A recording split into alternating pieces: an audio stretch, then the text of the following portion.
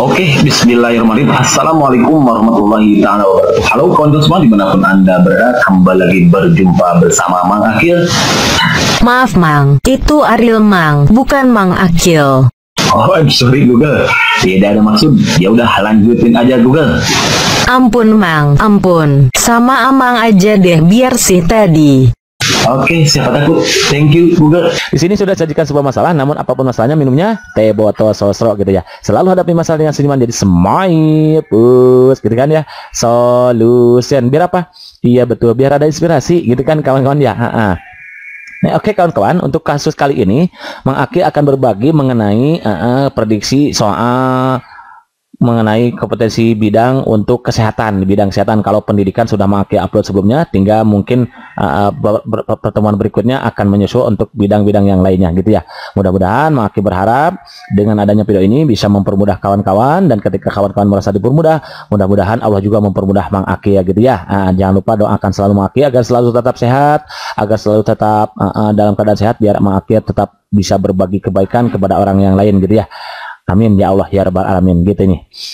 Oke, ini soalnya kayak gini. Berdasarkan Permenkes nomor 56 tahun 2014 dikatakan bahwa setiap rumah sakit kelas A harus memiliki izin operasional dari bla bla bla. A. Menteri Kesehatan, B.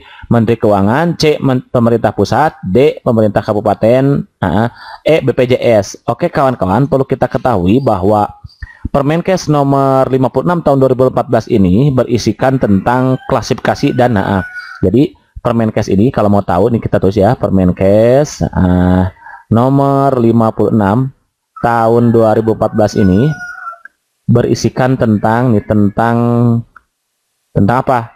Tentang klasifikasi, pengklasifikasian rumah sakit nantinya itu klasifikasi ya, dan perizinan rumah sakit, perizinan rumah sakit. Jadi kalau kawan-kawan mau tahu, oh ternyata perizinan rumah sakit itu diaturnya di sini kawan-kawan ya, di dalam Permenkes nomor 56 tahun 2012. Dan untuk rumah sakit kelas A, dia itu harus memiliki izin operasional siapa? Nah, hal ini tercantum dalam pasal 64-nya kawan-kawan. Jadi Permenkes nomor 56 tahun 2012 dan pasal 64-nya kawan-kawan. Di mana di sana dikatakan bahwa izin operasional, izin atau solusi ditulis dulu ya. Itu aja ya, nggak apa-apa ya kawan-kawan ya, biar tahu aja, biar nambah wawasan untuk kita, bahwa izin mendirikan dan izin operasional rumah sakit kelas A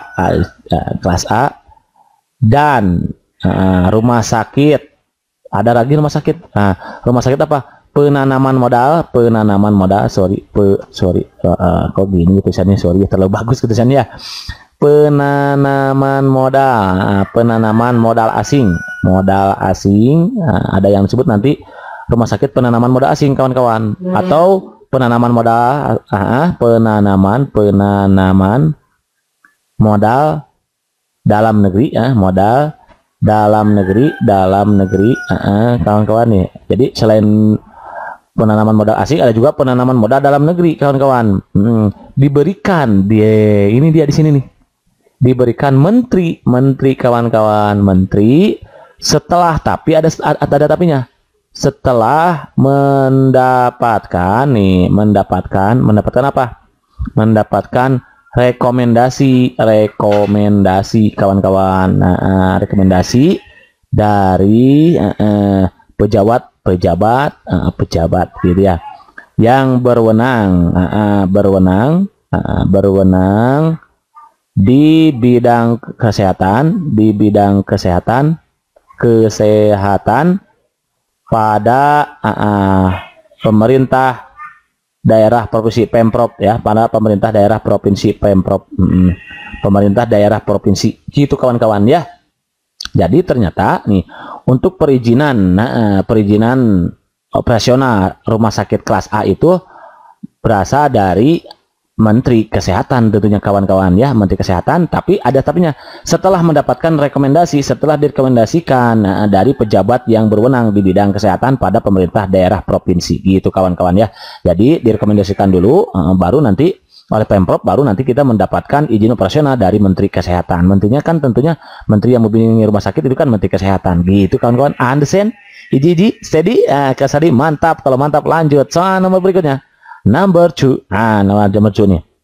Rumah sakit penanaman modal asing. Nah, yang barusan kita tadi sebut itu ya. Sebagaimana dimaksud pada pasal 64 ayat 1 yang barusan itu ya. Barusan itu adalah pasal 64 ayat 1.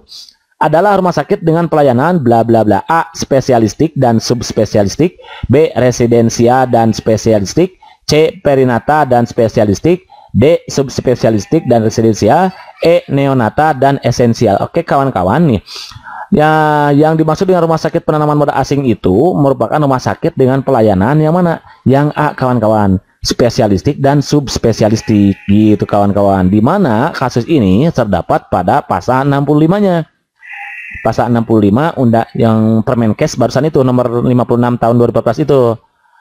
Di mana di sana dikatakan bahwa rumah sakit penanaman modal asing katanya ya, penanaman modal asing, oke. Katanya sebagaimana yang dimaksud di sana, sebagaimana yang dimaksud di mana? Dalam mana?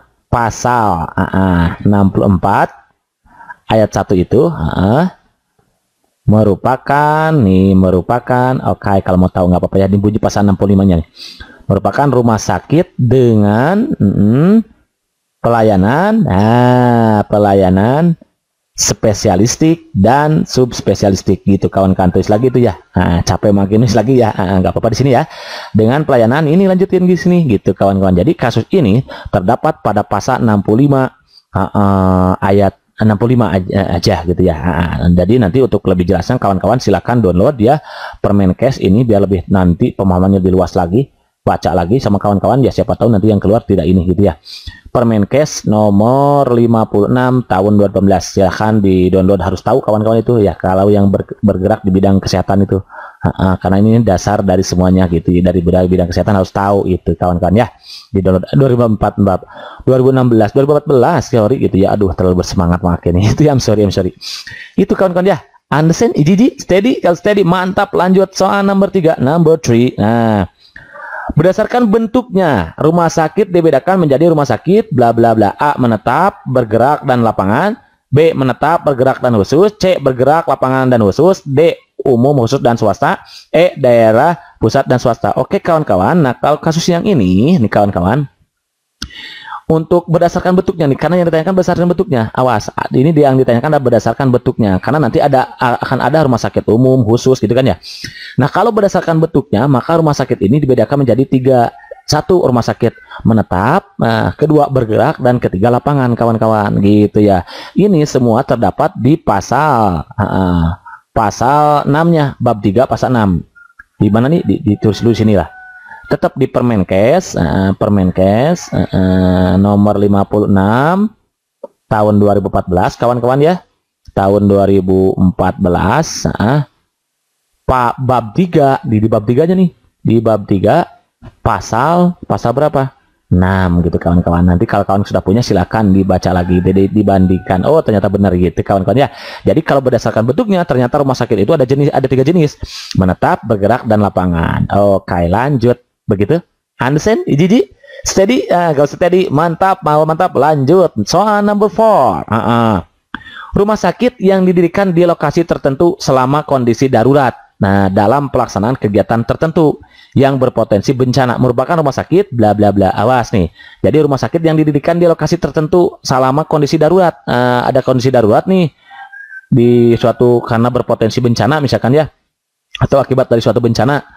Didirikan rumah sakit di lokasi tersebut, di TKP tersebut. Nah, maka itu disebut rumah sakit apa? A.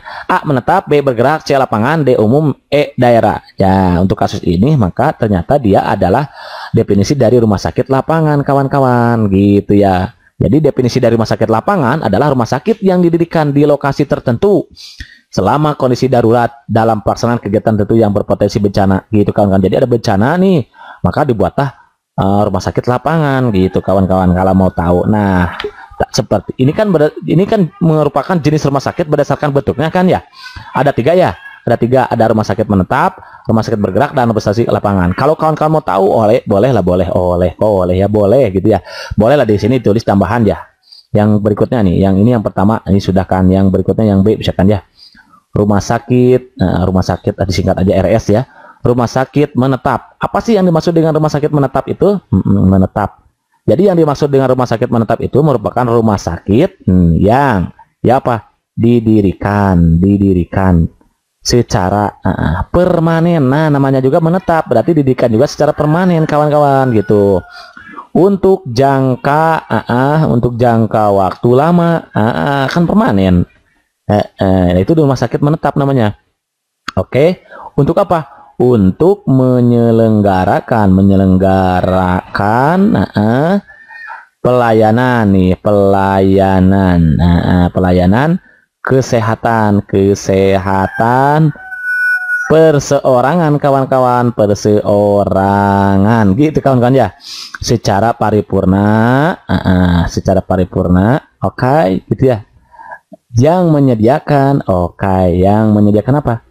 Menyediakan pelayanan rawat inap nih, Nah, jadi kalau di rumah sakit menetap itu ada pelayanan rawat inap kawan-kawan, kemudian rawat jalan, berarti ya rawat jalan, dirawat terus di jalan gitu ya. Enggak ya, maksudnya rawat jalan itu sambil gitu ya, sambil berjalan gitu ya. Rawat jalan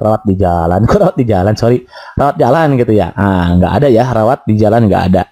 Semua pelayanannya insya Allah rumah sakit itu memberikan pelayanan yang terbaik gitu ya kawan-kawan. Nanti yang terpilih bekerja di rumah sakit di bidang kesehatan, jangan lupa untuk memberikan pelayanan yang terbaik kepada masyarakat ya, terutama ke rakyat kecil. Kita harus kasihan, harus peduli gitu ya.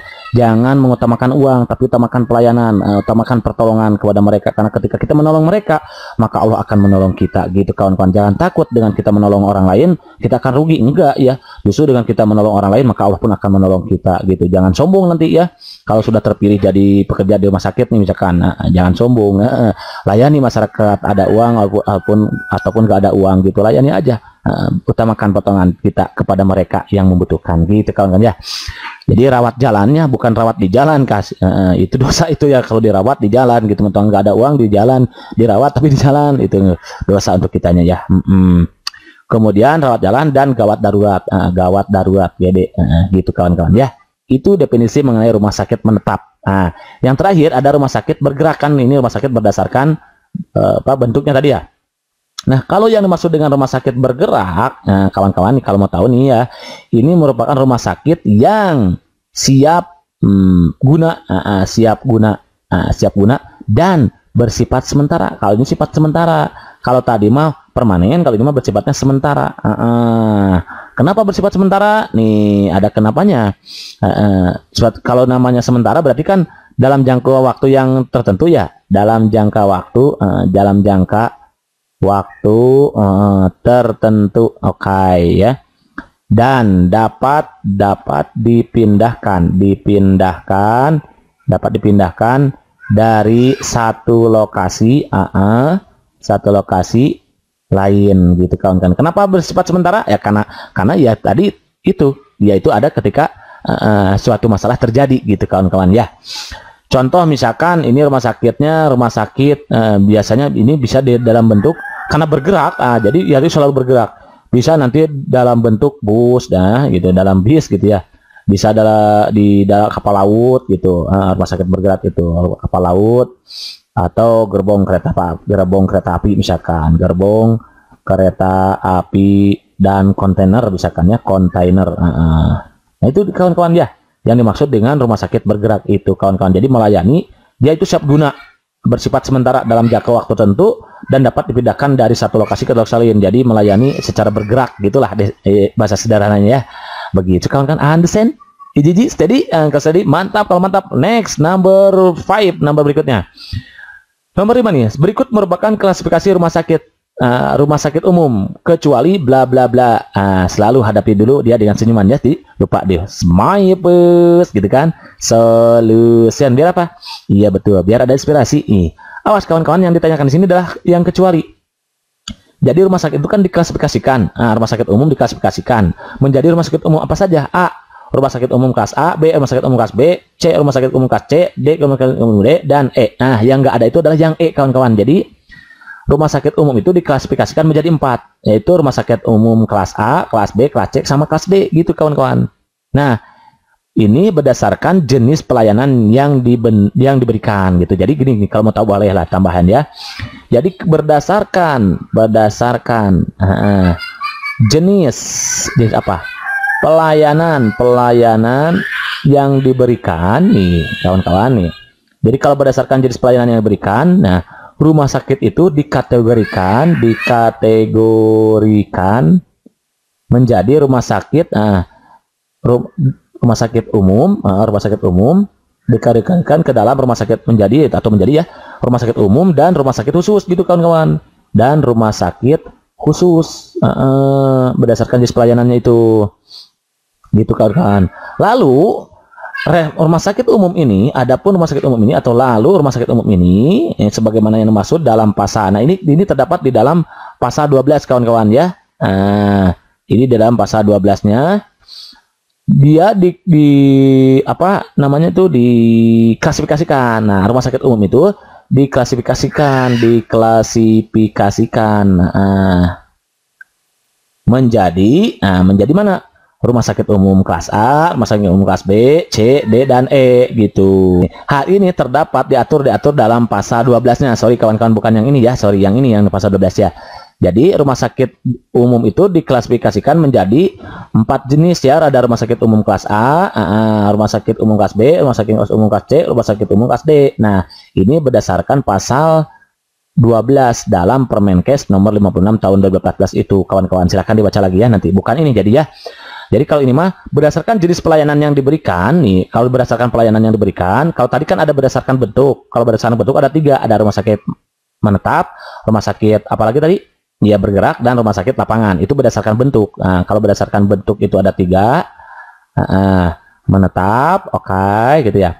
Kemudian lapangan, dan bergerak. Nah, lalu nanti ada juga rumah sakit berdasarkan apa? Pelayanan. Nah, pelayanan kalau berdasarkan pelayanan, rumah sakit itu dibagi menjadi 2. Ada rumah sakit umum dan rumah sakit khusus gitu kawan-kawan. Nah, rumah sakit umum ini diklasifikasikan lagi gitu kawan-kawan menurut pasal 12 gitu Permenkes nomor 56 tahun 2014. Nah, diklasifikasikan menjadi apa?